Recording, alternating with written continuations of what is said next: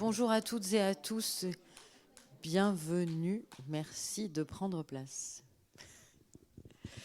Nous sommes très heureux de recevoir ce midi, dans le cadre de notre cycle de conférences Art et archéologie du judaïsme, M. Raphaël Serfati, qui est collectionneur de bijoux judéo-berbères et qui va nous présenter sa riche collection. Voilà. En plus, on a de la chance, il nous en a apporté pour qu'on puisse les admirer sur cette scène. Merci beaucoup, Raphaël Serfati, d'avoir accepté notre invitation. Merci à vous et excellente conférence. Je vous remercie pour votre présentation et je remercie M. Salmona et le MAJ dans son entièreté de m'avoir invité à venir présenter cette collection. Cette collection est encore un petit peu méconnue, mais elle a déjà voyagé dans plusieurs pays et elle a donné lieu également à quelques publications. Alors, afin que vous compreniez bien le contexte dans lequel nous allons parler au niveau de ces bijoux, il y a des codes qu'il faudrait que je vous donne depuis le début. Ces bijoux sont obligatoirement en argent. Le métal a son importance parce qu'il est considéré par les Berbères comme un talisman en lui-même. Sa présence est censée éloigner les gens invisibles. Son bruit rappelle au mauvais esprit sa présence. Son effet miroir est censé renvoyer les ondes maléfiques et ses effets prophylactiques sont recherchés. Sa couleur est blanche. Donc ce métal est considéré comme étant esthétique. Il a les faveurs divines telles que la piété, la pureté et les qualités morales. Il signifie aussi en tamazirt la bonne fortune. C'est la couleur aussi de l'œuf et du lait, produit essentiel des gens de la campagne et qui leur permet en fait de survivre. Mais ce métal a aussi une valeur pécuniaire. C'est aussi une valeur refuge dont la gestion est entièrement assurée par la femme, ce qui est assez rare dans une société patriarcale. Il a également aussi une valeur esthétique et une valeur prophylactique. Les Berbères, donc, sont convaincus que grâce à ce métal, on va pouvoir lutter contre le mauvais œil, contre la maladie, contre la mort, contre la jalousie et contre les esprits malins. Il est aussi censé attirer l'abondance, éviter les revers de fortune, attirer la fertilité et attirer la protection des anges. Ces bijoux, pour certains, peuvent aussi devenir une arme, on en parlera. Ils sont bien entendu chargés de symboles depuis le début jusqu'à la fin. On trouvera constamment le 5 et le 7. Il faut aussi quand même reconnaître que ces bijoux servent quand même à embellir la femme. Et dans l'esprit des Berbères, la femme la plus parée est la femme la plus aimée. Et la femme la plus aimée est la femme la plus heureuse. Et la femme la plus heureuse est aussi la femme la plus féconde. Et là, on atteint un niveau important parce qu'il faut savoir que la vie à la campagne et dans les montagnes était une vie difficile. La femme, des fois, travaillait beaucoup plus que l'homme. Il n'y avait pas de gynécologue, et donc avoir un enfant n'était pas chose facile. Donc, la fécondité et la prolifération de la famille étaient une chose essentielle parce qu'on avait aussi besoin de mains. Ces bijoux sont portés sur toutes les parties dénudées du corps et ils vont, selon leur concept, protéger de tout et de tous. C'est en fait une véritable armure invisible. Ces bijoux participent aussi à la ritualisation de la vie de la tribu et ils sont comme les amulettes et les talismans. Ils vont assurer d'une certaine façon une continuité du corps. Donc voilà ce qu'on peut dire sur les bijoux berbères avant de commencer à parler de la collection proprement dite. La base de mon travail, ce sont toutes ces pièces, tous ces pendentifs que mon père a commencé à collectionner et j'ai pris la suite très tardivement, c'est-à-dire pratiquement une quarantaine d'années après. Et avec mon épouse, nous avions pris l'habitude, chaque fois que nous allions au Maroc, de faire la tournée des souks, des bijoutiers et des particuliers. Si la chose vous intéresse, vous me poserez la question tout à l'heure, parce qu'on a eu quand même des fois quelques aventures un petit peu difficiles qui ont fait qu'on a pris des risques pour aller chercher des bijoux. Donc, mon travail, en fait, est le suivant. Une fois que j'ai récolté, entre guillemets, toutes les pièces d'un bijou, je le reconstitue selon les documents et avec toujours des pièces anciennes. En réalité, on ne peut pas me faire de reproche à ce niveau-là. Pourquoi? Parce que vous savez que la femme gérait ses bijoux. Et lorsque la situation était difficile, la femme avait coutume de détacher une partie de ses bijoux pour les monnayer et avoir de quoi vivre. Et lorsque les récoltes étaient bonnes et que la situation financière de la tribu s'améliorait, à ce moment-là, elle recherchait d'autres morceaux qui étaient les mêmes mais jamais identiques. Ce qui fait que le travail de reconstruction ou de recomposition que je fais, c'est exactement ce que faisaient les Berbères aussi à l'époque. Aucun bijou pratiquement que j'ai trouvé n'est resté en l'état et j'ai donc préféré toujours rendre le bijou comme il est sorti de chez le bijoutier, c'est-à-dire pour qu'il soit absolument complet. D'ailleurs, je vous ai préparé ici un mannequin avec un pectoral du Rif et un collier du Moyen Atlas. Vous avez aussi un ras de cou du Rif, un bandeau de front du Rif, et tout à fait en bas sur la petite tablette, vous avez un collier dont nous parlerons tout à l'heure avec plus de détails. Voilà donc les choses que je voulais vous montrer parce que, en fait, la plupart des objets ici sont des objets rifins.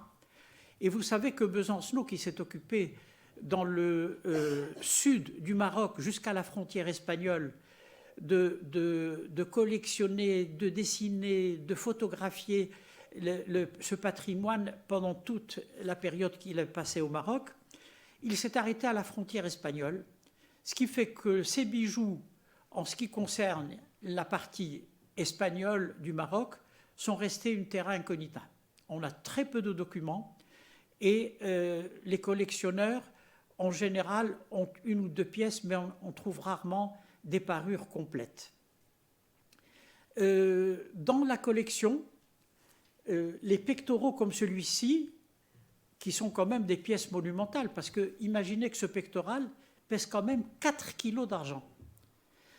Donc la collection comporte plus de 10 pectoraux de ce style, ce qui est rarissime. Et tous en bon état et bien reconstitués. Donc voilà un petit peu la base de mon travail. Alors, il faut que je vous parle maintenant de la collection avec plus de détails. Et il faut bien commencer par quelque chose. Alors on va commencer par les bracelets. Vous avez ici des bracelets de la région du Rif. Leur nom s'appelle Shams ou Qamar. Ça veut dire le soleil et la lune, parce qu'ils sont composés à la fois d'argent et d'argent doré. Ces bijoux sont portés surtout dans les grandes villes du nord du Maroc, mais selon les régions, les côtes que vous voyez prennent un nom différent selon leur forme. Donc cette succession, comme vous le voyez à fort grossissement, se fait soit avec des côtes obliques, soit en forme de triangle, soit en forme carrée. Alors selon la forme du bracelet, le nom est différent. Les côtes comme ceci, en triangle, s'appellent le farrouj, ça veut dire le coq. Lorsque les côtes sont carrées, ça s'appelle mounida, c'est pas moneda, mais mounida. Et les autres sont donc des bracelets tout à fait courants. Simplement, dans la collection que vous voyez là, au milieu, il y a une partie des bracelets qui est niellée, ce qui est ultra rare. Parce que le niel, qui est une technique dont nous parlerons un petit peu plus tard, a été importé par les Juifs d'Espagne après l'expulsion. Et donc, trouver dans le Rif cette technique veut dire que ces bracelets sont extrêmement anciens.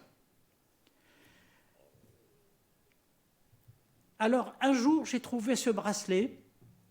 Comme vous le voyez, il ne comporte plus de côte. Le bijoutier avait déjà détaché les plaques en or et il allait fondre le bracelet au moment où je l'ai trouvé. Donc, je l'ai sauvé vraiment de la fonte et j'ai reconstitué toutes les côtes moi-même. Vous pouvez voir ici les différentes étapes qui m'ont permis de lui redonner une nouvelle vie. Autre bracelet intéressant, dit à crémaillère, c'est ce bracelet qui pèse pour chacun plus de 650 grammes. Ces bracelets dits à crémaillère sont portés par la femme du matin au soir, on le verra sur certaines photos, et ces bracelets deviennent une arme en cas d'agression dans les guerres intertribales, et vous comprenez bien que la femme n'hésitez pas au bon moment à enfoncer les parties protubérantes dans le crâne de la personne qui les agressait sexuellement. Autre bracelet intéressant qu'on trouve cette fois-ci dans le Rif, ce sont ces bracelets à côte plus ou moins inclinées et qui comportent deux types différents, un avec possibilité d'ouverture et l'autre sans possibilité d'ouverture. Et vous remarquerez que le bracelet d'en bas est ouvert et cassé, parce qu'en fait, ces bracelets étaient portés toute la vie, et après le décès, on coupait le bracelet pour pouvoir l'enlever, puisqu'on enterre les morts sans leurs bijoux. Voilà ici quelque chose qui mérite un petit peu plus de développement. Ce bracelet est appelé bracelet lingot, parce qu'il pèse 450 grammes. Vous savez que les rifins, quand les récoltes étaient mauvaises, ça donnait à la piraterie. Ils partaient donc attendre les galions qui revenaient d'Amérique chargés de métaux précieux et d'esclaves, et donc ils les emmenaient vers le Rif, et cette grosse quantité de métal précieux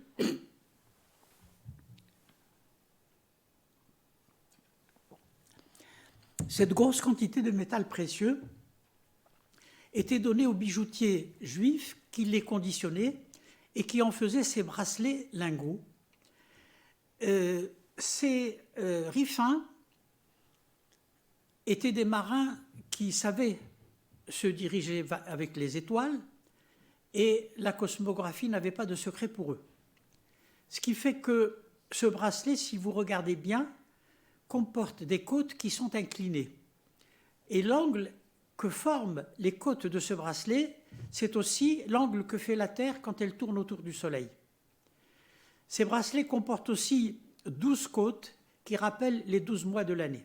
Alors, est-ce que cette forme qui permettait de stocker ces bracelets dans des coffres et qui constituaient la fortune des rifins, est-ce que ces bracelets et ces côtes ont été conçus et dessinés par le bijoutier ou est-ce un ordre de la personne qui voulait les accumuler? On ne sait pas. Alors, la collection comporte quelque chose comme 450 bracelets différents. Donc, je vous montre quelques échantillons ici et là. Et dans le même chapitre, on trouvera également les bracelets de pied dits khalkhal. Parmi tous ces bracelets, je vais vous parler de deux. C'est cela. Vous savez que les bracelets participaient largement à détourner le mauvais œil. La femme portait un bracelet à chaque bras et il est évident que la partie ronde que vous voyez est faite pour crever le mauvais œil quand il s'attaque à la personne. Mais ces bracelets sont les mêmes, mais ils ne sont pas identiques. Et justement, c'est fait pour attirer le mauvais œil, pour ne pas qu'il aille se pointer sur la personne qui les porte. Et vous savez que le premier coup d'œil est considéré comme le plus dangereux. Alors, ces bracelets, bon, on peut passer une journée là-dessus, comme je vous l'ai dit. Vous avez cette merveilleuse photo de Besancenot qui vous montre qu'en fait, les Rifaines ne portaient pas un seul bracelet, mais plusieurs bracelets, parce que non seulement les mains touchaient à tout et étaient susceptibles d'être pénétrées par les mauvais esprits, mais il fallait également que ces bracelets fassent du bruit pour que le tintinabulum puisse jouer aussi son rôle et éloigner les esprits souterrains. Vous avez ici une série aussi de bracelets de pied, et je vais vous en décrire deux. Celui-là, qui comporte des pendentifs qui traînent dans le sol, et en fait, ils sont destinés à lutter contre les mauvais esprits en les empêchant de monter à travers la jambe de la personne. Voilà ici un autre type de khalkhal qui est céramisé de la région de Tiznit, qui a été restauré par mes soins aussi, et qui, celui-ci ne comporte pas de pendentif, mais il est tellement différent qu'il valait la peine d'être regardé. Nous devons retenir aussi une chose, c'est que les bijoux berbères que vous voyez et que nous allons continuer à décrire ne sont pas portés pour une cérémonie, mais ils sont portés du matin au soir, quel que soit le travail que l'on fasse.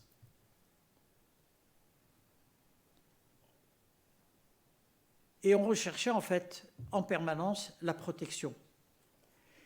Après les bracelets, on va passer au collier. Vous savez que le collier est du domaine de la femme. Ce n'est pas le bijoutier qui montait les colliers, même s'il fournissait les pendentifs. Ce travail était considéré par les bijoutiers comme un travail dégradant, et donc ils laissaient les femmes faire un petit peu ce qu'elles voulaient. Ici, vous avez un collier de cérémonie de la région du Rif. C'est un ras de cou, et vous voyez qu'il y a 5 boîtes à amulettes. Le chiffre 5, évidemment, est important. Un collier à Grenti de la région de Taznart, région particulièrement connue pour les prisons qu'il y avait. Et donc, la spécialité de cette région, ce sont les Grenti. Et si vous regardez le pendentif, vous verrez qu'il y a une entrée de serrure qui symbolise en fait l'entrée du paradis. Autre forme de collier, c'est celui du Haut-Khéris, qui comporte un nombre de rangs important de corail. Vous savez que le corail est très important chez les Berbères parce que il pousse dans l'eau, donc il y a le symbole de pureté, il a la couleur rouge du sang, et en général c'est une forme d'arbre, donc l'arbre de vie. Donc pour tous ces symboles, ce produit est utilisé énormément dans les colliers berbères.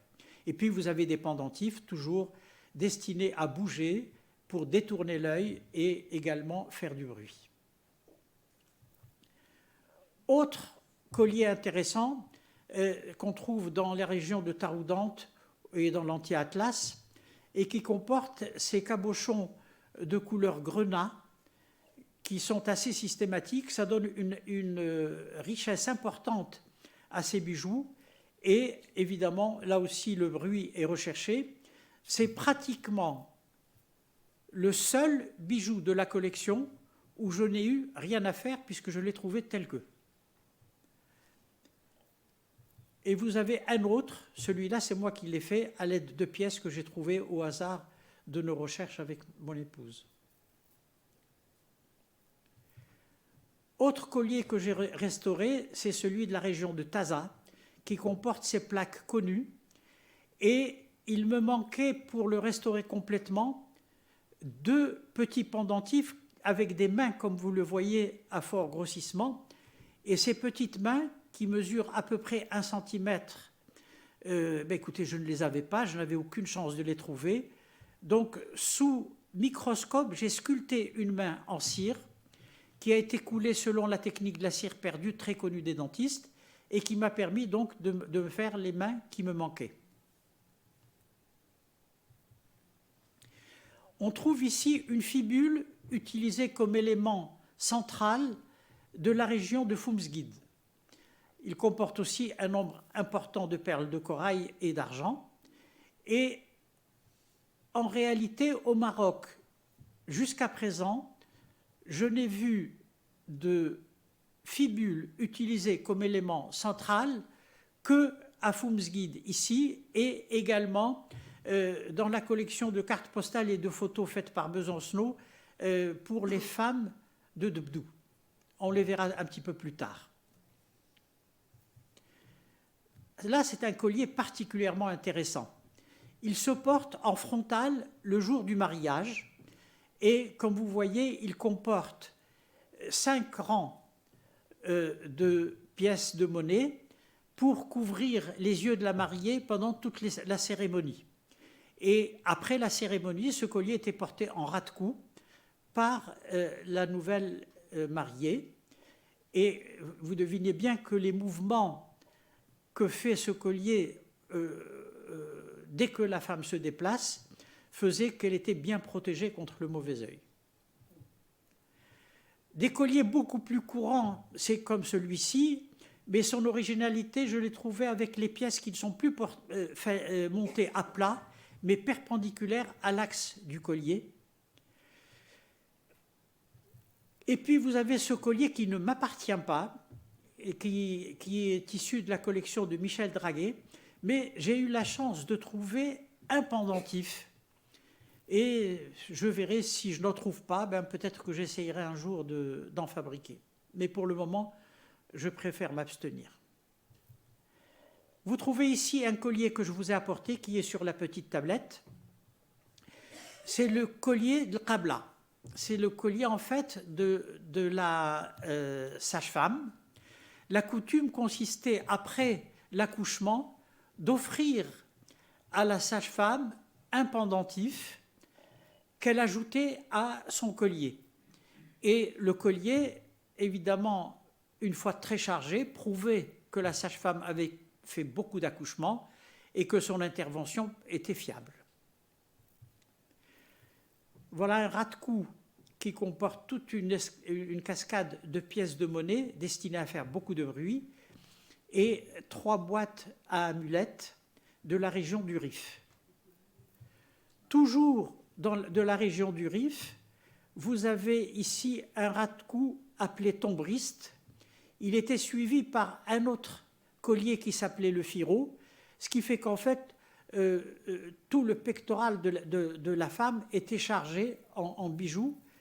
Et vous voyez ici l'exemple que je vous ai montré tout à l'heure de ce pectoral rifin. Là aussi, vous avez un collier type de la région du Rif, et il est facilement reconnaissable par ces petits carrés d'argent qui enserrent les perles. Et là, vous avez aussi un collier que j'ai restauré, qui est sans localisation particulière dans la région de l'Atlas, c'est-à-dire Haut, Moyen et Antilles. On a ici un collier, par contre, très caractéristique de la région de Tiznit et qui est allé jusqu'aux confins du Sahara, avec ces boules qu'on appelle tagmout. Vous devinez bien le symbole, l'œuf c'est la vie, et donc les femmes portaient ce type de bijoux pour rechercher la procréation. Et il faut aussi reconnaître toujours le symbole, parce que si vous regardez, vous apercevez que vous avez 1, 2, 3, 4 et 5 boules.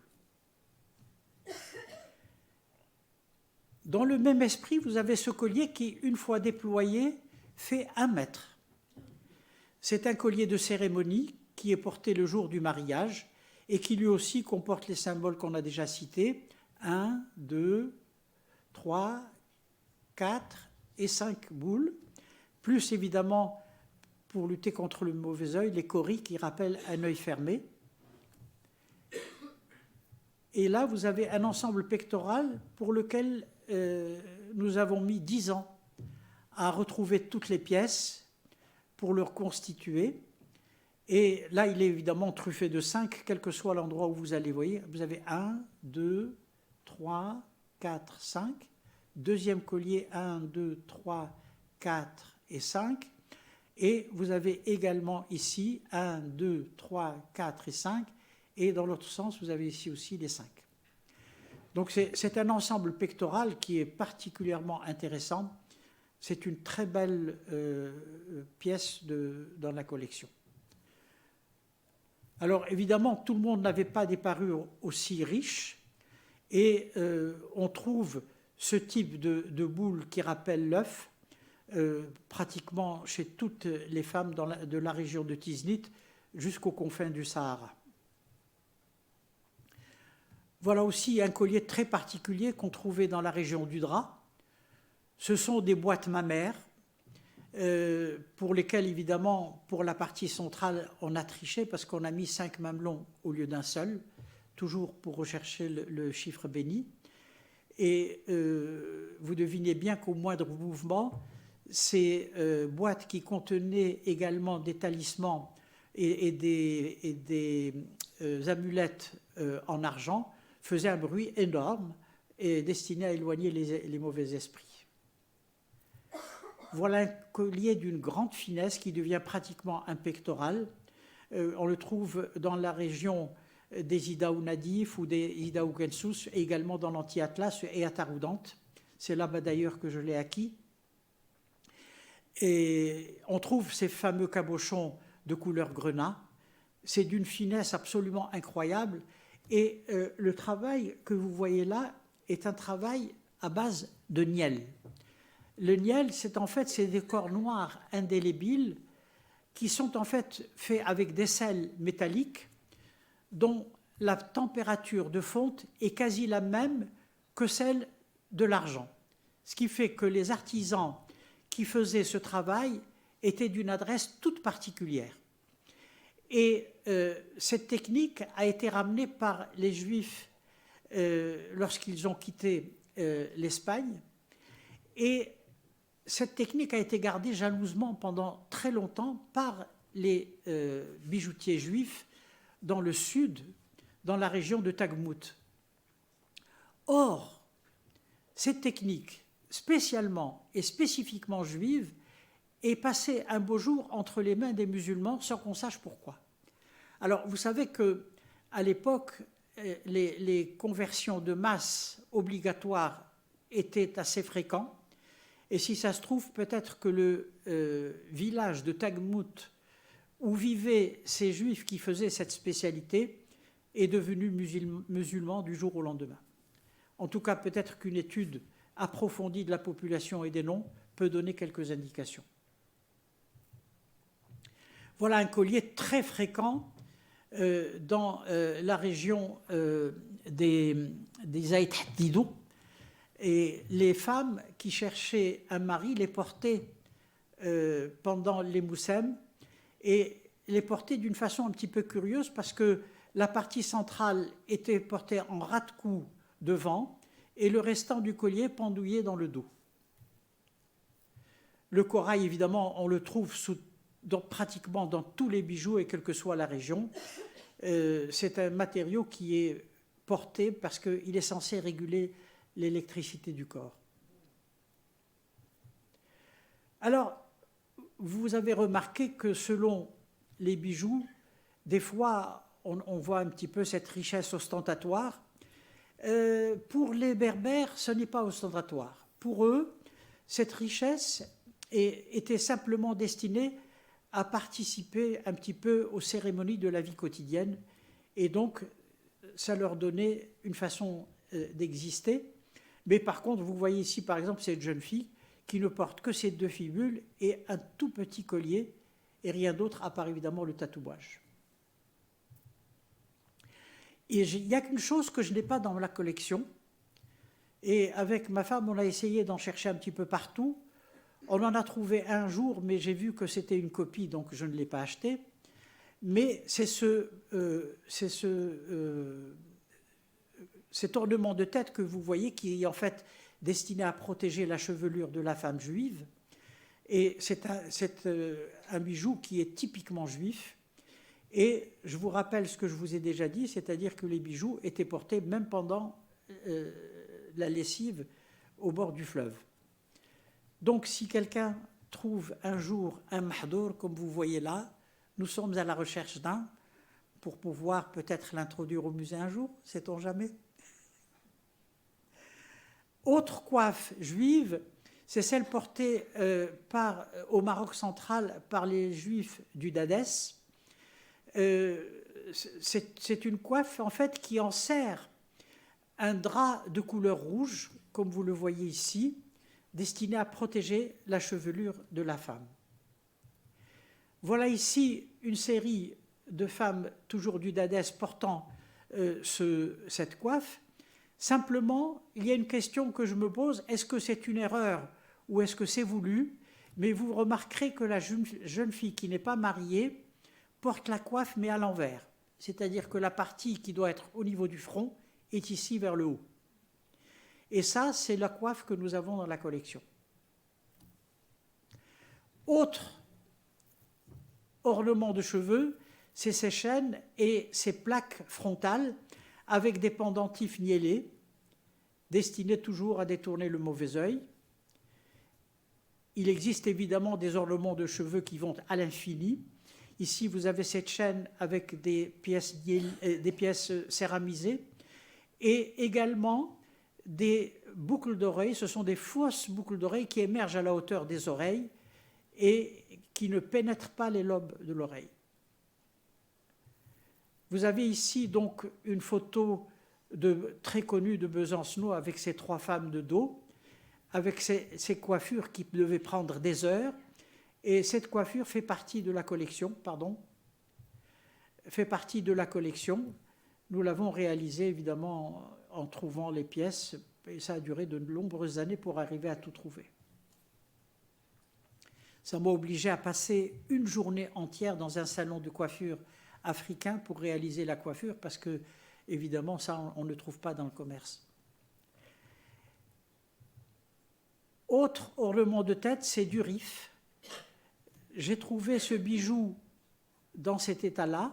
Il manquait donc ce frontal, et ce frontal donc a été reconstitué et restauré. Et voilà le frontal porté. Alors, tant qu'on y est, parce que cette photo ne reviendra pas, vous voyez donc qu'il y a des ornements de tempe.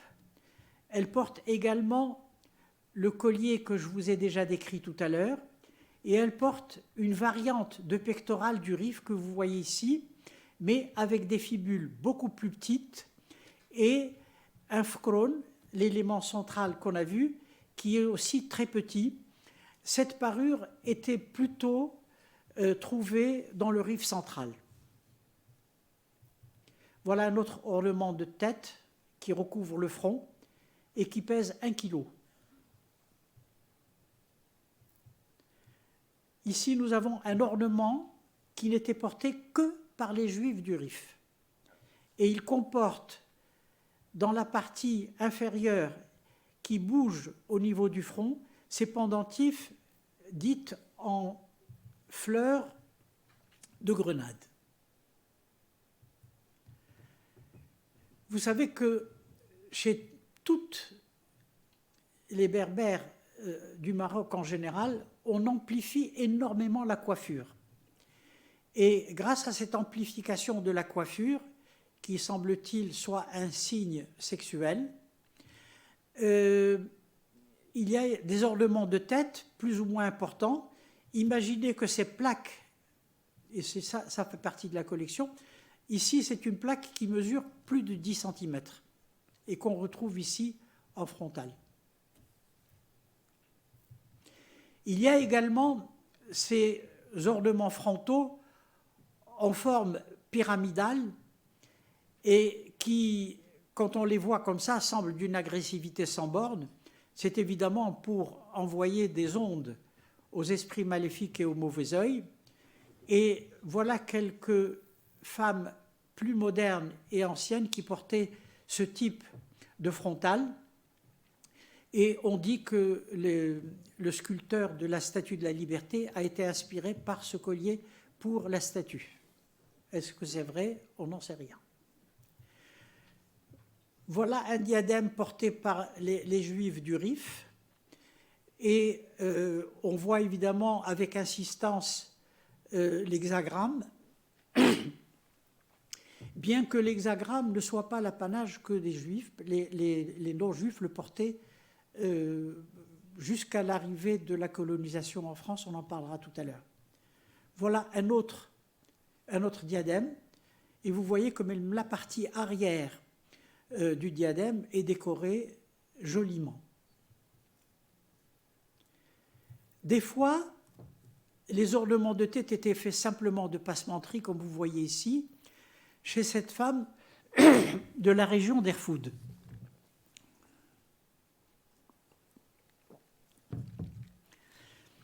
Et la région d'Erfoud était la région où on produisait les dattes. C'était la région des palmiers dattiers. Et, pardon, vous voyez à côté de cette dame un palmier en or. Il s'agit d'un palmier que mon père a réalisé dans les années 60. La communauté juive d'Erfoud devait recevoir le roi Mohamed V qui était revenu au Maroc après son exil. Et ils ont voulu l'honorer en lui offrant ce palmier en or. Et j'ai retrouvé dans les documents de mon père la branche de palmier qu'il a dessinée de ses mains pour la réalisation du palmier. Là, vous avez des ornements de tempes de la région de Foumsguide. Ces ornements de tempes se portaient de façon asymétrique, c'est-à-dire à gauche et à droite. C'était des fois le même pendentif, des fois il s'agissait d'un simple cercle comme ça avec 2 ou 3 pendentifs dessus, et cette asymétrie était en fait recherchée pour détourner le mauvais œil. Autre ornement de temple, et vous avez dans la pastille en rouge ce que j'ai trouvé en fait au départ, c'est-à-dire les 2 petits bijoux que vous voyez là, et sinon tout le restant a été restauré par mes soins. En fait, la pièce originale, c'est celle-là. Bien entendu, tout le restant, c'est du vieux corail, mais également des vieilles chaînes, et les pendentifs que vous voyez en bout, je les ai trouvés dans les archives de mon père. Voilà la collection de tempes non restrictives, bien sûr. Donc, selon les régions et selon les villages ou les tribus, on trouvait toutes sortes de tempes. Vous remarquez qu'une grande partie est en forme de mihrab. Et le plus vieil ornement de temple, c'est celui-là. Et vous voyez qu'il est de l'année 1291 de l'Hégire, 1873 pour l'année grégorienne.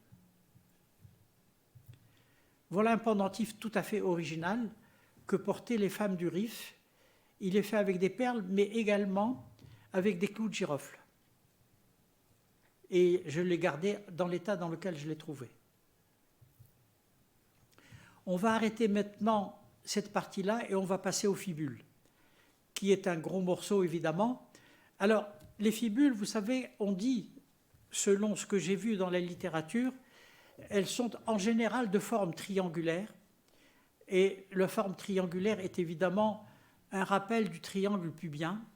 Est-ce vrai ou pas? Je ne suis pas sûr du tout, mais en tout cas, c'est évoqué dans la littérature. Sinon, bien entendu, je ne vais pas m'amuser à vous décrire toutes les fibules. Sachez que ces fibules servaient à fixer l'habit qui était en fait un drap et pas une robe structurée. Et cet agrafe a été porté depuis le temps des Romains et peut-être même avant. Et donc, en fait, ce qui a changé au Maroc, c'est la partie décoration. Et disons que chaque tribu a sa fibule. Alors, il y a plus de 650 tribus au Maroc. Et donc, vous devinez bien qu'il y a autant de fibules et qu'il est hors de question que je m'amuse à vous décrire tout ça. Je vais vous montrer quand même quelques originalités. Vous avez ici une fibule qui a été dorée à partir de la colonisation dans la région de Ouezane où il y avait beaucoup de soldats et d'officiers qui aimaient offrir ce type de bijoux à leurs épouses. Moi, je me suis contenté de restaurer celui-là et de l'offrir à mon épouse. Voilà un ensemble pectoral original de la tribu des Ayans. Alors vous retrouvez évidemment le symbole du 5 sur la partie fixée et sur le fameux barmil. C'est une boîte en fait qui contient des amulettes. Et puis cet ensemble de pendentifs destiné à faire un maximum de bruit. Ici nous avons une fibule qui était portée par les Juifs du drap. Alors on l'appelait sarjam à cause de ces deux ouvertures, mais à part ces deux ouvertures, on voyait ici un poisson dont on connaît les vertus protectrices. Voilà ici deux femmes de deux régions différentes qui portent justement ici une fibule de sarjam avec un pendentif des Ayans. Et ici, vous avez donc un ensemble pectoral avec une petite chaîne qui relie les deux pendentifs des Ayans. Ici, ce sont deux fibules que j'ai trouvées grâce à mon fils. Et il manquait ici, en fait, les pierres au niveau d'une des deux fibules et que j'ai essayé de restaurer, mais j'ai eu beau chercher le bleu intense qu'avait l'autre fibule, je ne l'ai pas trouvé. Donc j'ai fini par jouer en fait avec un trompe-l'œil de peinture que j'ai recouvert avec des perles incolores. Et voilà le travail fini sur les deux fibules. Vous voyez qu'on a réussi quand même à bien restaurer. Et il a fallu aussi aviver un petit peu la céramique. Voilà une variante toujours des fibules des Ayans. Ici, vous avez un ensemble de fibules dites des shtuka. Et en pastille, vous avez ici une fibule que j'ai trouvée il y a à peine 3 jours. Vous reconnaissez le trèfle à 4 feuilles.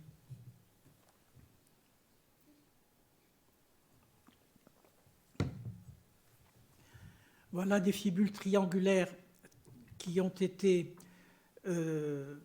divulguées à travers le monde entier grâce aux musiciennes de la région. Et voilà une des parures de la région de Tiznit et une fameuse musicienne de Tiznit. À part ces fibules triangulaires, plus on va vers le sud, plus on trouve ce type de fibule avec beaucoup de variantes. Le symbole sexuel ne fait aucun doute. Et donc, ce type de fibule varie énormément depuis le drap jusqu'aux confins du Sahara. Simplement, ce qui change beaucoup, c'est la forme de ce triangle qui permet l'attache des éléments qui servent en fait à agrafer le vêtement. Et ce triangle peut être de très grande taille des fois. Et nous avons ici une chaîne semi-rigide qui est un bijou à elle toute seule. Viennent ensuite ces fibules dites du verre qui méritent un développement intéressant. C'est un travail d'une grande finesse.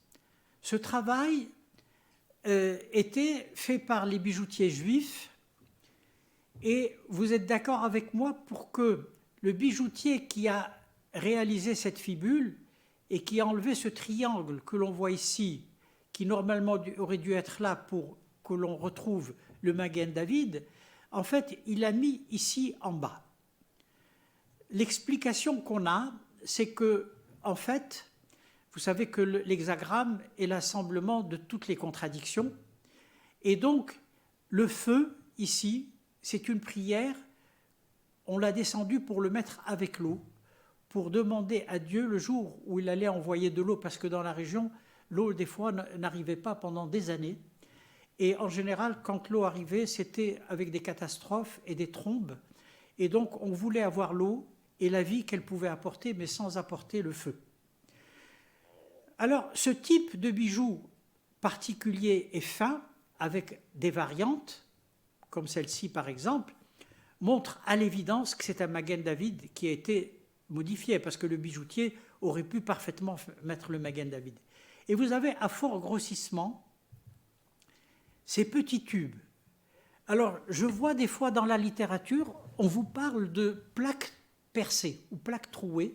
En fait, ce sont des petits tubes soudés les uns aux autres. C'est un travail de titan. Et le travail était devenu tellement difficile que les bijoutiers juifs ont décidé d'arrêter la fabrication de ce bijou, parce que vous savez que depuis le début de l'ère de l'islam, le prophète Mahomet n'aimait pas deux professions, celle des bijoutiers et celle des teinturiers, parce qu'il jugeait que ces produits changeaient l'œuvre de Dieu et amélioraient la vie sur terre. Or, dans son concept, la meilleure vie, ce sera celle qu'on a après la mort. Et donc, on a permis aux Juifs de faire les bijoux, mais le cadeau empoisonné était suivi d'une limitation des gains. Ce qui fait que le bijoutier ne pouvait pas prendre le prix qu'il voulait pour la réalisation des bijoux. Cette limitation donc a eu des effets pervers, puisque je vous dis là, ces fibules du verre, qui sont un travail fabuleux, n'ont plus été fabriquées depuis une centaine d'années. Alors, je n'ai pas le temps de m'engager dans cette discussion, mais sachez que grâce à une thèse de El Koutbiya qui a été suivie par le professeur Zafrani, j'ai pu retrouver les sourates et les paragraphes où on précise bien l'interdiction pour les musulmans d'être bijoutiers. Ce qui fait que si on vient à suivre les textes de près, aucun musulman ne devrait être bijoutier. Voilà. Alors les bijoutiers du Rif et de la région de Chaouenne en particulier ont créé ce collier rébus où on voit tout un tas de pendentifs extrêmement petits, mais dont on arrive à évoquer l'objet que l'on voulait faire porter. Alors évidemment ici vous avez à faire 3 poignards, c'est évidemment pour tuer les mauvais esprits. Vous avez des pattes de colombe, vous avez un cercle à dégénérescence progressive qui fait qu'on capte l'œil et on le noie dedans. Vous avez la patte de colombe et vous avez surtout le poisson. Alors le poisson, vous savez qu'il est recherché parce qu'il est argenté, donc la couleur de l'argent, qui rappelle les symptômes, les indications dont on a parlé tout à l'heure. Il comporte des écailles, symbole de protection. Il vit dans l'eau, symbole de pureté et de propreté, et symbole de liberté. Voilà donc les raisons pour lesquelles on utilise le poisson comme pendentif. Voilà ici une photo où la personne porte ce type de pendentif. Sinon, vers le sud et la vallée du Drap, on trouve ces fibules dont je vous ai parlé tout à l'heure pour le symbole sexuel, et également des boîtes mammaires. Alors c'est toujours très curieux de voir ces femmes prudes porter en pendentif des boîtes mammaires, que l'on retrouve ici par exemple aussi. Ici c'est un ensemble que j'ai fait copier d'après une photo, parce que ce pectoral existait à Tétouan, au musée de Tétouan, et il a été volé du musée de Tétouan, et on l'a retrouvé dans un musée en Espagne. Et donc, quand nous étions en Espagne, à Tolède, je l'ai pris en photo et je l'ai fait réaliser. C'est un objet rare, parce que des hexagrammes comme ça, on n'en trouve nulle part au Maroc. Alors évidemment, on peut se poser la question, est-ce que ce bijou était juif ou musulman? Qu'est-ce que vous en pensez? Il était? Eh bien non, figurez-vous que ce n'est pas à cause du Magen David, parce que le Magen David était porté aussi par les musulmans. En fait, c'est les colombes. Il y a interdiction chez les musulmans de reproduire les animaux et les êtres vivants. Vous avez ici un ensemble pectoral de la région de Massa, c'est au sud de Tiznit, où on retrouve ici aussi l'hexagramme, avec ici 6 soleils qui rappellent aussi l'hexagramme. Donc ça, c'est sûrement un ensemble pectoral d'une juive. Alors l'hexagramme était un symbole du Maroc. Vous avez ici le représentant du roi qui a été envoyé à Tanger et qui portait l'hexagramme. L'armée marocaine avait sur son étendard l'hexagramme. C'est en fait en 1912 que le maréchal Lyautey a décidé de séparer les deux communautés en donnant l'étoile à 5 branches aux musulmans et l'étoile à 6 branches aux juifs.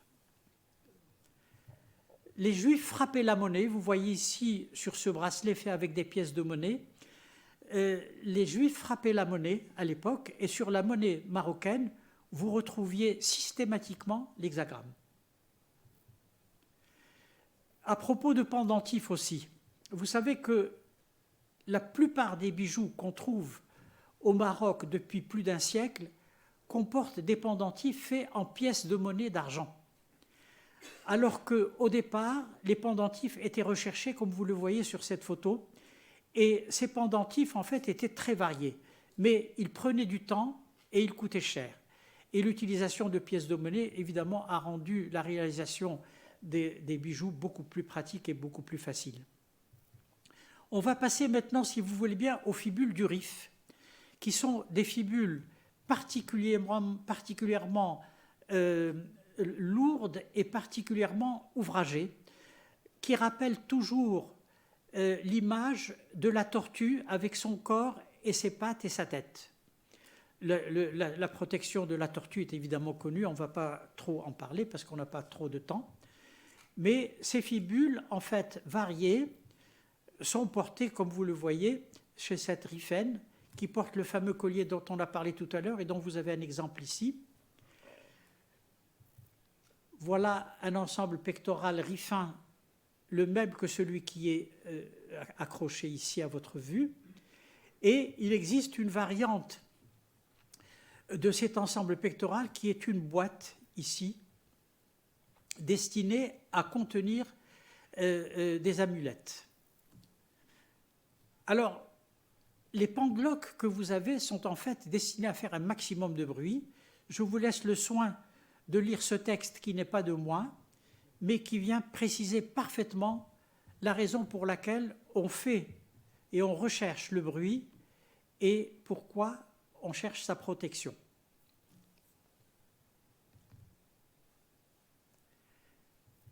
Voilà une autre amulette sur une pièce d'argent qui est en fait la sourate 625 dite du trône, c'est-à-dire qu'elle rappelle l'installation de Mahomet en tant que prophète. Il existe aussi des amulettes du même style avec des lettres hébraïques et on trouve tout un tas d'amulettes que vous voyez ici. Vous avez ici en fait une boîte porte-talisman ici et vous avez un talisman. Si vous voulez, on peut le décoder très rapidement. Vous retrouvez le nombre de 5 dans toutes les directions.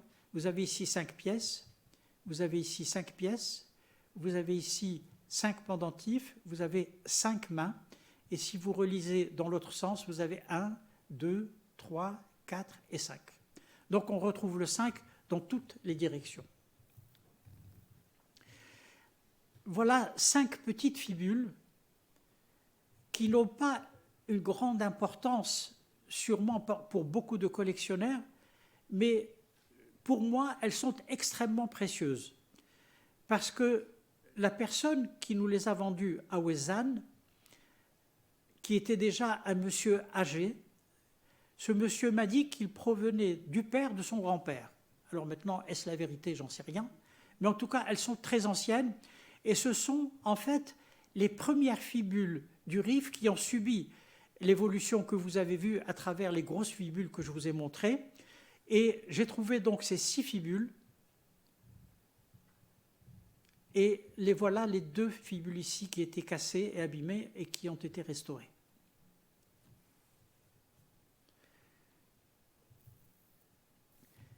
Et en travaillant sur les fibules du Rif, nous nous sommes aperçus qu'il y avait une richesse qui n'existe nulle part ailleurs au Maroc. Ce sont ces rivets d'attachement de la fibule au corps de cette fibule. Et il s'avère que ces rivets sont très variés. Sont-ils une œuvre artistique? Je ne sais pas. Sont-ils la signature du bijoutier? Je ne sais pas. Sont-ils la demande de la tribu? Parce que chaque tribu avait sa fibule. C'est possible, mais ça n'est pas sûr. Toujours est-il que ça mérite d'être décodé et c'est peut-être une recherche à faire à l'avenir parce qu'aucun auteur et aucun collectionneur n'a jamais parlé de ça. Je n'ai trouvé de renseignements à ce sujet dans aucun livre.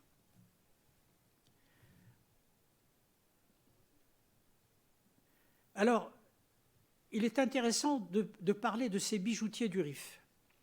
Vous savez que l'insécurité qui régnait dans le Rif, les événements de Taza, les guerres intertribales, la guerre de Abdelkrim, etc., avec l'Espagne, ont fait que dès que l'Espagne a permis aux Juifs d'aller s'installer à Melilla, la plupart des Juifs qui étaient des bijoutiers itinérants, à part dans les grandes villes, sont allés s'installer à Melilla, où ils formaient un pourcentage de population particulièrement élevé et aucun pays n'avait autant de bijoutiers réunis dans un espace aussi réduit.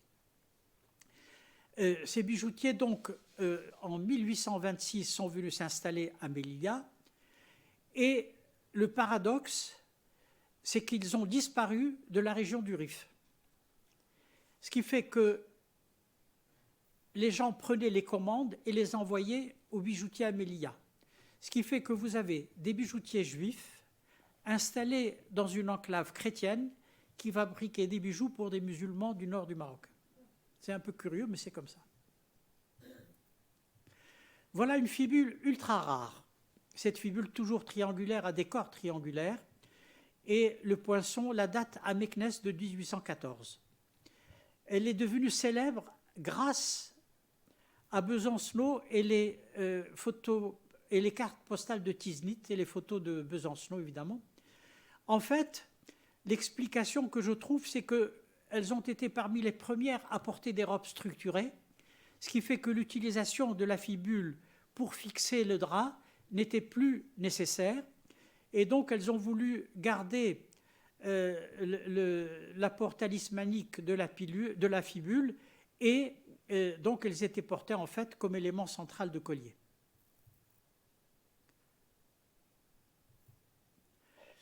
On va arrêter ici de parler des fibules parce qu'on pourrait continuer. Simplement, en guise de clôture, je vous montre notre collection de mini-fibules. Je n'en ai jamais vu autant, nulle part. Et ces mini-fibules, sont-elles destinées à des enfants ou sont-elles destinées à des personnes ne pouvant pas s'acheter des grosses fibules? Je n'en sais rien, je n'ai rien trouvé là-dessus dans la littérature. Donc, voilà, ça fait partie de la collection, il y en a une centaine. On va dire maintenant quelques mots sur les boucles d'oreilles. Donc, il y en a une variété qui vont à l'infini. En général, c'est volumineux. Et les pendentifs sont destinés à bouger au maximum pour détourner le mauvais œil. C'est le cas ici aussi. Et là, vous avez une paire de boucles d'oreilles du Rif, particulièrement volumineuses, avec ces demi-cercles qui rappellent le serpent et ces 5 pendentifs destinés à protéger et à faire un maximum de bruit. Et devant cette partie-là, il y a un cabochon qui comporte énormément de pendentifs destinés à tourner le mauvais œil. Et on retrouve ici ce pendentif et l'ensemble des éléments qui le composent. On a encore ici une variante. Donc ça, c'est le collier de la région du Rif. Ici, collier, pardon. les boucles d'oreilles de la région du Rif. Nous avons ici des boucles d'oreilles monumentales qu'on trouve dans la région de Ouézane, avec le décor de la fleur de grenade. Là, ça vient de la région des Aït Ouaouzguit. Ici, j'ai restauré 3 pendentifs qui avaient disparu. J'ai essayé de les refaire à l'identique de ce qui existait. Je pense que ça peut bien passer. Et en fait, ce modèle est issu de l'apport des Juifs quand ils sont arrivés d'Espagne expulsés.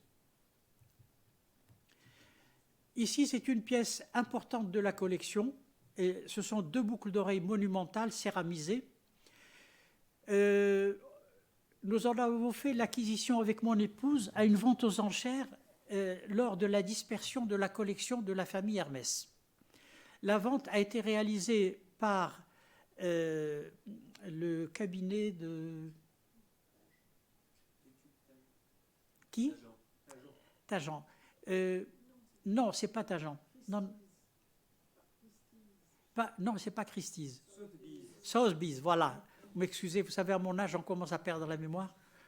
Donc, alors, c'est effectivement, la vente aux enchères était dirigée par Sotheby's. Et alors, le problème, c'est que quand j'ai trouvé cette boucle d'oreille, elle était magnifique, en très bon état, mais il manquait ce cabochon que vous voyez là. Il n'existait pas. On ne voit pas la souris à l'écran, il faut que vous nous disiez où elle est. Ah! Alors, écoutez, c'est dommage que vous ne la voyez pas, parce que sur mon ordinateur, on le voit. Alors... Ah oui, mais je ne suis pas assez grand. C'est ce cabochon-là, en haut. Ah oui, c'est vrai que vous avez le pointeur. Vous voyez? Merci. Comme ça, restez derrière le micro, comme ça on enregistre, c'est mieux. Alors donc, voilà donc la pièce ici. Et en fait, j'ai sculpté la même pièce de mes mains en plâtre. Et j'ai confié cette sculpture, après avoir vérifié qu'elle s'adoptait bien, à mon prothésiste de l'époque où j'exerçais, qui a pris une empreinte optique avec les dernières techniques actuelles et qui a réalisé la pièce grâce à une machine-outil. Alors, je l'ai fignolée, je l'ai céramisée, vieillie et mise à sa place. Vous voyez qu'on ne fait pas la différence. Voilà. Alors, les boucles d'oreilles, il y en a aussi une variété à l'infini. Nous avons ces plaques d'argent extrêmement fines avec les cabochons grenats dont on a parlé tout à l'heure et la technique du niel. J'attire votre attention sur la qualité des décors faits dans ces ateliers où le bijoutier travaillait à même le sol. Voilà une variante de ces boucles d'oreilles. Les voilà ici portées. Et tant qu'on est en train de parler de ces cabochons grenats, des bagues de ce style existent et elles ont été détournées par des rifènes qui en ont fait des colliers. Et effectivement, dans la bijouterie rifène, on trouve beaucoup de composants faits par des bagues et de longues tresses comme ça. Tout ça, c'est fait avec des bagues. Et notre collection comporte effectivement un bijou de ce style où il y a à peu près une 50aine de bagues. Autre boucle d'oreille, ici, Soleil, de la région de l'Anti-Atlas, c'est les Aït Barmran. C'est un décor évidemment astral et on voit la finesse de la réalisation. Je suis toujours époustouflé par la qualité de ce travail du niel. Alors, évidemment, Besancenot a immortalisé ce type de boucle d'oreille que vous retrouvez ici. Et puis, voilà la fin des boucles d'oreilles, puisque petit à petit, on approche de la fin. Et je vous montre, en fait, comment étaient portées ces boucles d'oreilles qui étaient suspendues à l'aide d'une chaîne sous le foulard et qui émergeaient à la hauteur de l'oreille. Une belle richesse de la collection, c'est cette ceinture. Je n'en ai jamais vu d'autre. Elle est en cuir et rehaussée de plaques de métal céramisées. Ce qu'on trouve plus fréquemment, c'est ce type de boucle de ceinture en argent dans toutes les grandes villes du Maroc connues pour leur réalisation de bijoux. Et puis, on arrive à la fin, c'est-à-dire la main, le symbole de protection connu depuis longtemps, et on voit effectivement la main qui s'affiche de façon claire et nette, comme vous le voyez ici avec cette salamandre, et la main de droite qui est en fait un 5 caché. C'est-à-dire, la main s'efface au profit de symboles. Alors, si vous comptez 5, vous allez retrouver que l'ensemble des décors reproduisent toujours le chiffre 5. Et c'est pour ça qu'on appelle d'ailleurs ce pendentif Full Tramsa. Les mains, il y en a de toutes les sortes, et vous savez que la salamandre, en fait, on la retrouve sur certaines mains parce que la salamandre est un animal néoténique et qui est capable de reproduire par lui-même une partie de son corps qui a disparu. Et c'est le rêve de tout homme de pouvoir évidemment se reconstituer tout seul. On arrive rapidement aux bijoux pour hommes. Ici, c'est la bague de l'homme portée au petit doigt qui signe son appartenance tribale. Il y a également ces poignards qui sont de vrais bijoux. Et puis il y a ce poignard qui est destiné à la séance de tahdid que l'on réalisait chez le nouveau-né au Maroc avant le 8e jour pour le protéger des attaques du mauvais œil. Également, ces 2 pistolets de la région Rifaine que les hommes portaient parce que la vie à l'époque était loin d'être sûre quand on traversait les montagnes. Et vous voyez ici un bijoutier itinérant qui allait de village en village dans les montagnes et qui avait toujours avec lui un émissaire musulman destiné à assurer les tractations parce que dans certains villages, les bijoutiers juifs dont on avait besoin étaient reçus quand même à coups de pierre.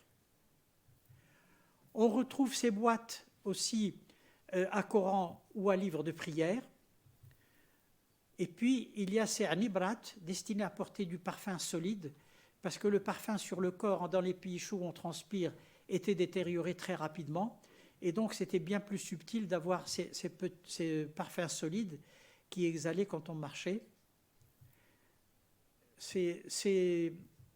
Comment dirais-je, c'est anibrat, c'est leur nom. Ces porte-parfums sont rares ici, mais je n'ai vu dans aucune collection autant de pièces. Ça, c'est une boîte à tabac. Et vous avez ici le bijou du nouveau-né. Donc vous voyez qu'on commence très tôt. Et au Maroc, parler de naître avec une cuillère d'argent dans la bouche n'est pas du tout un euphémisme. C'est vraiment le cas, puisqu'on faisait ces petites cuillères avec des pièces en argent. Et c'est avec ça qu'on mettait les choses dans la bouche pendant cette période. Les familles plus aisées fabriquaient des cuillères plus sophistiquées. Et puis vous avez ici, pour finir, un bijoutier à la porte de sa boutique qui vend ses bijoux à même le sol. Et alors ce bijoutier, évidemment, n'existe plus depuis les années 60. Et ils ont été remplacés par les femmes qui vendent elles aussi leurs bijoux à même le sol le jour de marché. Et on ne rendra jamais assez d'hommage à ces bijoutiers qui ont travaillé dans des conditions extrêmement pénibles. Vous voyez ici ce bijoutier, il porte tous les malheurs du monde, le malheureux, parce qu'il n'arrivait pas à joindre les deux bouts. Beaucoup de bijoutiers étaient au seuil de la pauvreté. Vous avez ici un atelier rudimentaire, comme beaucoup. Et puis ces bijoutiers ont été remplacés maintenant par des bijoutiers musulmans. Et je finirai par cette photo de cette femme superbe en train de filer sa laine avec toute sa parure à côté de sa tante. Alors pour ceux qui cherchent, j'ai écrit quelques petites choses sur les bijoux berbères. Et ça, c'est à paraître sous peu. Eh bien, écoutez, je vous remercie de votre attention.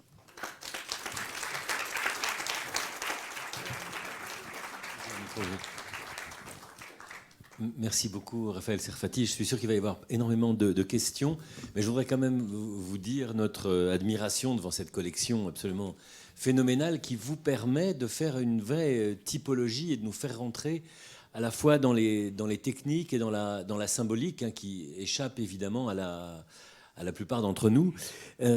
C'était aussi très précieux que vous commenciez par le contexte anthropologique, en fait, et toute cette symbolique qui est très, très importante. Moi, j'ai noté avec beaucoup d'intérêt cette notion d'armure invisible, hein, que vous utilisiez. Et puis alors, c'est une vraie découverte, le caractère modulaire des bijoux qu'on assemble, réassemble, désassemble, reconstitue. Ça, c'est vraiment pour moi une information à proprement parler. Alors, j'ai un regret en vous écoutant, c'est qu'on vous ait pas entendu lors de l'exposition Besancenot, hein, puisque j'imagine que beaucoup parmi nous s'en souviennent, mais on a donc consacré ici, il y a quelques années, une exposition. Je me souviens, j'étais là, je l'ai vu. Vous étiez venu, j'imagine, oui, bien sûr. Bien sûr. Donc à ces extraordinaires photos de Jean Besancenot prises principalement dans le sud marocain, mais pas que, malgré tout. Hein. Il y a quelques... En fait, il s'est arrêté à la frontière espagnole. D'accord. C'est de façon très nette. Donc, il a fait un travail absolument extraordinaire. C'est-à-dire qu'avec ses dessins et ses photos, il a figé les choses. Donc, on les a vues dans leur jus et dans leur état initial avant que la civilisation ne vienne détériorer tout ça. Alors, j'ai une première question par rapport à ça. Parce que moi, j'avais le sentiment, en regardant les photos de Besancenot, que certaines étaient des photos assez posées avec des femmes qui avaient sorti les bijoux expressément pour la photo. D'ailleurs, dans ses notes, Besancenot explique que il passe une première fois, il annonce, donc il est soutenu par les autorités du protectorat qui l'accompagnent, il annonce qu'il va revenir 2 ou 3 jours après, et 2 ou 3 jours après, on a sorti les bijoux pour la photographie. Et si on vous entend, on a l'impression que les femmes les portent en permanence. Mais oui, ça, vous avez raison. Il est incontestable que lorsqu'on voit certaines photos, il y a eu de l'arrangement. C'est évident, parce qu'on savait qu'il allait y avoir la photo qui suivait. Parce qu'en plus, vous savez que toutes les femmes ne voulaient pas se faire photographier. Et donc, Besancenot a beaucoup négocié, a beaucoup travaillé, a fait beaucoup de cadeaux, etc. Donc, les gens avaient fini par accepter de se faire photographier. Et effectivement, on peut, mais si vous voulez, on a aussi, dans de rares textes, par exemple, dans le nord du Maroc, on a de rares textes qui parlent du contexte tribal. Imaginez ces femmes avec ces pectoraux extrêmement riches, en plus avec des bijoux aux mains, à tête, etc. Lorsqu'ils faisaient leur réunion nocturne avec la seule lumière qui existait, c'est celle du feu et celle de la lune, et que vous voyez ces bijoux lors des danses qui bougeaient dans tous les sens, ça devait être fabuleux, ça devait être très beau. Mais, si vous voulez, la protection devait être multidirectionnelle. D'où la nécessité de tout porter. Il y a un collier extraordinaire, c'est celui de la sage-femme. Celui-là, vous êtes intervenu dessus ou pas? Celui-là, pour être honnête, je l'ai fait d'après photo. Ah, d'accord. Et je l'ai fait intégralement. Parce que ça fait penser à des bijoux que nous a donné Lucette Valency, qui viennent de Djerba, et qui sont enfin, pas des bijoux, mais des amulettes qu'elle a achetées au marché, hein, et qui ont une fonction prophylactique, comme vous le disiez. Et c'est assez proche, avec ces assemblages extraordinairement hétéroclites, en fait. Hein. Oui. Là, de toute façon, bon, je pense que c'est le collier qui m'a donné le moins de mal. Le mal, je l'ai eu parce que mettre autant de pendentifs sur un seul collier, c'est terrible. Mais par contre, le fait qu'il y ait cet apport hétéroclite est dû au fait que la sage-femme m'accrochait ce qu'elle pouvait quand elle le recevait. C'était comme ça. C'était en quelque sorte un collier publicitaire. C'est tout à fait ça. C'est toujours ce si que je dis. Bien compris, elle faisait sa publicité elle-même. Alors je ne veux pas monopoliser la parole, mais... Ça rappelle des trophées. Absolument. C'est un peu des trophées, oui. On a quand même le sentiment d'une très grande porosité entre juifs et berbères musulmans quand on vous écoute. Complètement. Il y avait une interpénétration des cultures complète. Simplement, des fois, il y avait des bijoux qui ne pouvaient pas être portés par l'un ou par l'autre, mais sinon, les principaux étaient portés. Dans la région du drap, c'est une des régions où on trouve des bijoux typiquement juifs et jamais portés par les musulmans, comme par exemple la fibule sarjam, la fenêtre. Celle-là, elle était typiquement juive. On va passer la parole à la salle, hein, mais il faut que vous parliez dans le micro pour qu'on puisse Voilà, Antoine vous passe le micro. Excusez-moi. Mais soit Kbira, c'était aussi quelque chose que uniquement dans les mariages, certaines familles aristocratiques portaient la grande robe. Oui. Oui, mais je vous avoue que je ne me suis pas du tout Penché occupé sur d'habillement, je me suis occupé strictement des bijoux. Des bijoux. Alors, à propos des Alors ça, bijoux... il y en a une au 2e étage, hein, dans les combles. Hein. Vous pouvez en voir une dans la collection permanente du musée. Hein. Oui. Alors, à propos des bijoux, là, vous avez parlé exclusivement de l'argent, ce qui est vrai. J'ai grandi dans un petit bled en plein centre du Maroc, à Ouedzem, à côté de Boujad. Et tous les berbères, dans ma famille, tout le monde portait, c'est vrai, des bijoux en argent. Mais il y avait un autre matériau que vous n'avez pas évoqué, et ça s'appelait Louise. C'était la monnaie, c'était le Louise. Et les Louises, ils étaient en or. Et gravé, c'était le nom de Louis, un roi. Et donc, il y avait des bijoux que je voyais à Ouedzem et qui s'appelaient Louise. Ça vous dit rien? Si, ça me dit, mais n'oubliez pas que les Louis, c'est les Louis, et sont forcément en or. Oui. Or, les bijoux berbères étaient exclusivement en argent. En argent. Voilà. Alors, on a utilisé beaucoup de pièces de monnaie pour les réaliser. C'est ce qu'on a dit tout à l'heure. On a utilisé ces pièces de monnaie soit comme pendentifs, soit comme base de métal qu'on fondait et avec laquelle on faisait des lingots. C'est vrai. Et un autre matériau, c'est quand vous parlez des coraux, il y avait. Est-ce que c'est l'ambre? Parce qu'en arabe, on avait l'ambar. L'ambre, c'est l'ambar. Mais le corail, c'est autre chose. Ah, d'accord.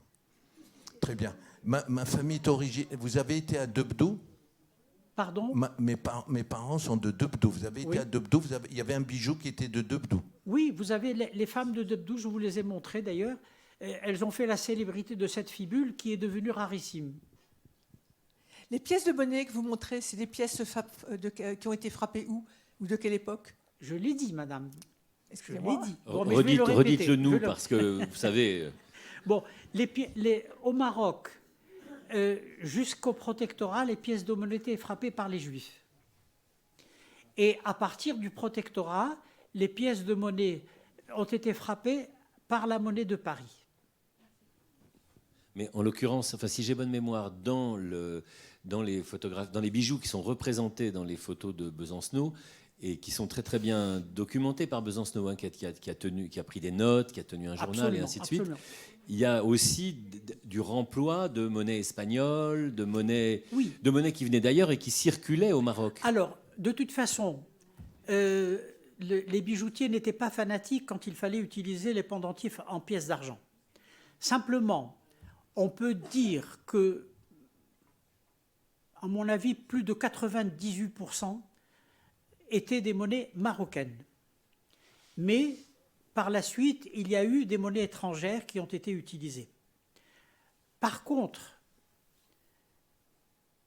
dans le protectorat espagnol, seules les pièces espagnoles étaient utilisées. On trouvait rarement des pièces de monnaie du Maroc, proprement dite. Pourquoi? Parce que ça pouvait être une réaction politique. C'est un signe d'appartenance au Maroc intégral. Et donc ça, c'était pas très bien vu au nord du Maroc par le protectorat. Bonjour. Merci beaucoup, c'était super intéressant. Alors j'ai 2 petites questions. La première, du coup, c'est qu'est-ce que vous pensez, du coup, qui est devenu tous ces savoir-faire avec la diaspora juive à travers le monde? Est-ce que vous avez des choses à dire là-dessus? Et ma deuxième question, c'est j'ai la chance d'aller à Marrakech demain pour quelques jours. Et je voulais savoir si vous aviez des recommandations de lieux exceptionnels. Oui, j'ai la première recommandation, ne vous faites pas rouler.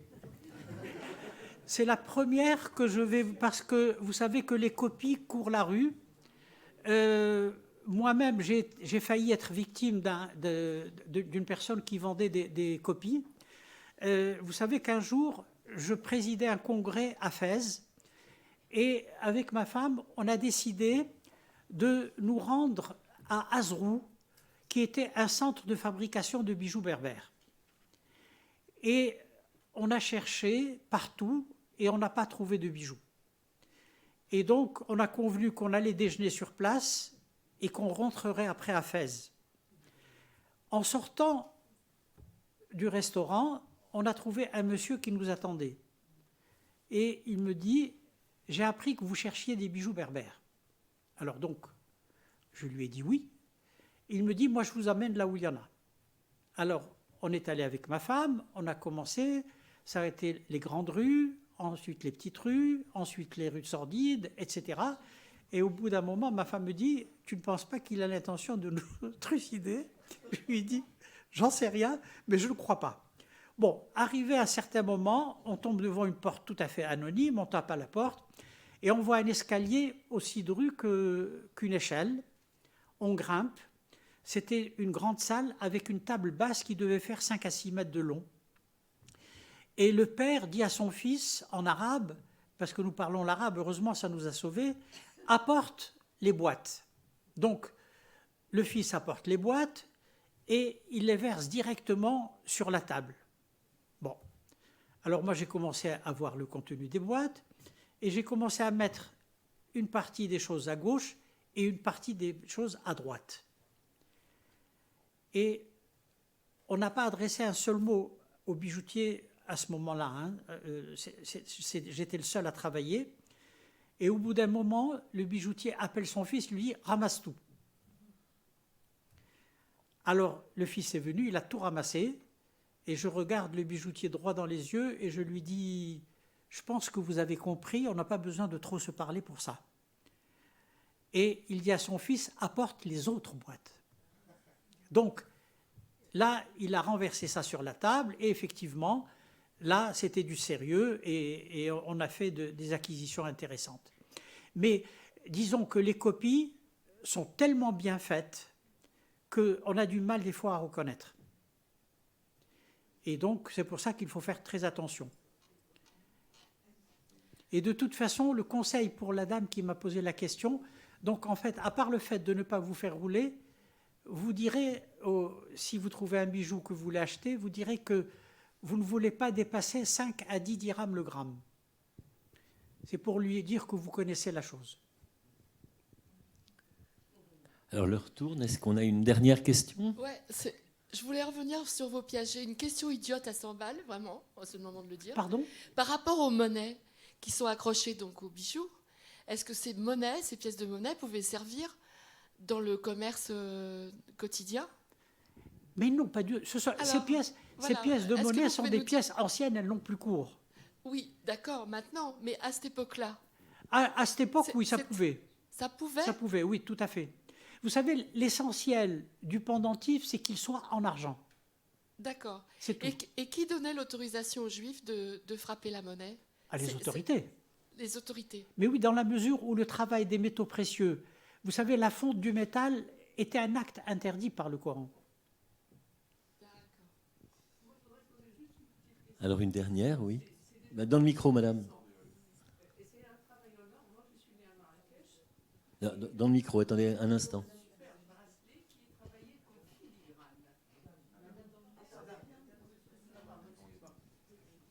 Il faudrait aller depuis le début parce qu'on n'entendait rien. Oui, Oui, reposez votre question depuis le début, s'il vous plaît. Je disais que je voulais poser une question, et là, ça concerne un travail beaucoup plus récent, je pense. Ce n'est pas toutes les magnifiques choses que nous avons vues au cours de votre conférence. C'est le travail du filigrane qui n'était travaillé que par les bijoutiers juifs.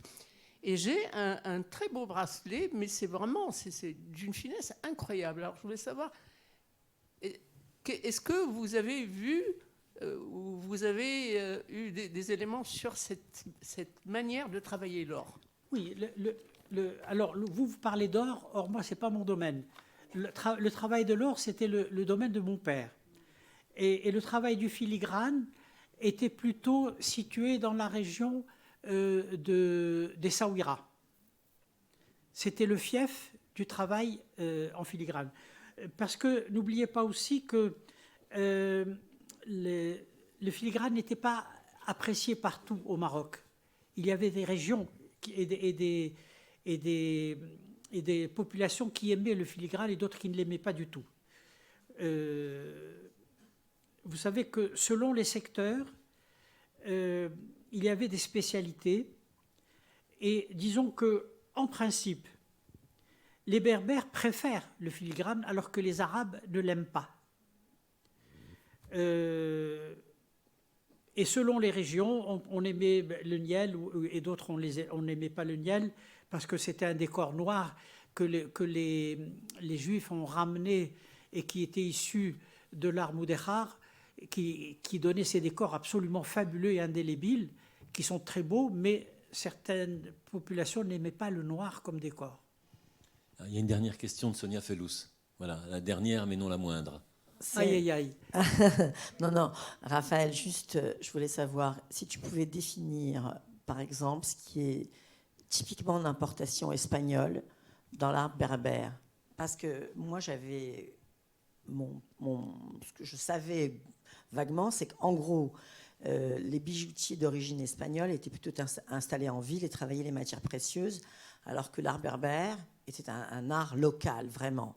Dans ce que tu as montré, et qui m'a beaucoup intéressé, c'est que souvent tu as fait allusion à des techniques qui semblaient venir d'Espagne. Oui. Voilà, et je voulais savoir si tu pouvais me dire en 2 mots, simplement, exactement ce qui était spécifiquement espagnol dans cet art berbère. Et si je peux me permettre, je termine juste par une chose qui n'est pas une question, simplement que le filigrane, la technique du filigrane, de l'art du filigrane dans le décor des livres, naît à Tolède, autour du XIIIe siècle. Et donc, c'est probablement de là que vient toute l'origine de ce travail. Ça, c'était juste pour ajouter à la dame. Voilà, aujourd'hui, on n'a pas parlé des Ashkénazes, mais on va faire la différence entre les Mégorachim et les Toshavim. Oui. Alors, bon, Sonia, ta question est fabuleuse, mais il nous faudrait 2 heures. Bon, on va résumer. Vous avez 2 minutes, Raphaël. On va résumer. Non, ce qu'il faut savoir, c'est que les bijoutiers du sud du Maroc étaient organisés effectivement en spécialité. Je parle toujours des bijoux berbères, on ne parle pas des autres bijoutiers. Donc, étaient installés en spécialité. Et il y avait des villages entiers qui faisaient le même travail, tels que par exemple le Niel, à Tagmout. Bon. D'autres villages étaient spécialisés dans le Grenti, comme on en a parlé, etc., etc. Le problème des bijoutiers du nord du Maroc dans le secteur espagnol, c'est que, à part les bijoutiers des villes qui travaillaient l'or, les bijoutiers des montagnes et des villages et des berbères en particulier étaient des bijoutiers itinérants. Ces bijoutiers itinérants trimballaient avec eux leur matériel.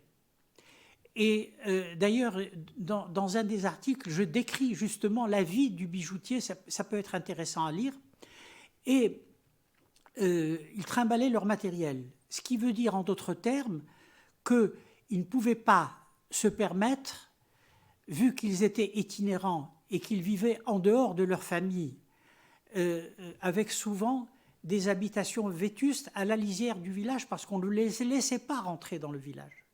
Il y avait des constructions en pierre dans lesquelles les bijoutiers avaient le droit de s'installer, mais en dehors du village, puisqu'ils faisaient un métier interdit. Bon. Et donc, ces bijoutiers, en fait, se sont adaptés à leur mode d'exercice. C'est-à-dire que la bijouterie riffaine est souvent une bijouterie moulée et coulée, alors que la bijouterie du Sud était laminée, gravée, etc., etc. Donc, ça diminuait énormément leur temps d'intervention. Mais ça ne les empêchait pas de faire des merveilles. Mais c'était coulé. Très bien, il nous reste à vous remercier infiniment, Je vous en prie. Raphaël, et bravo.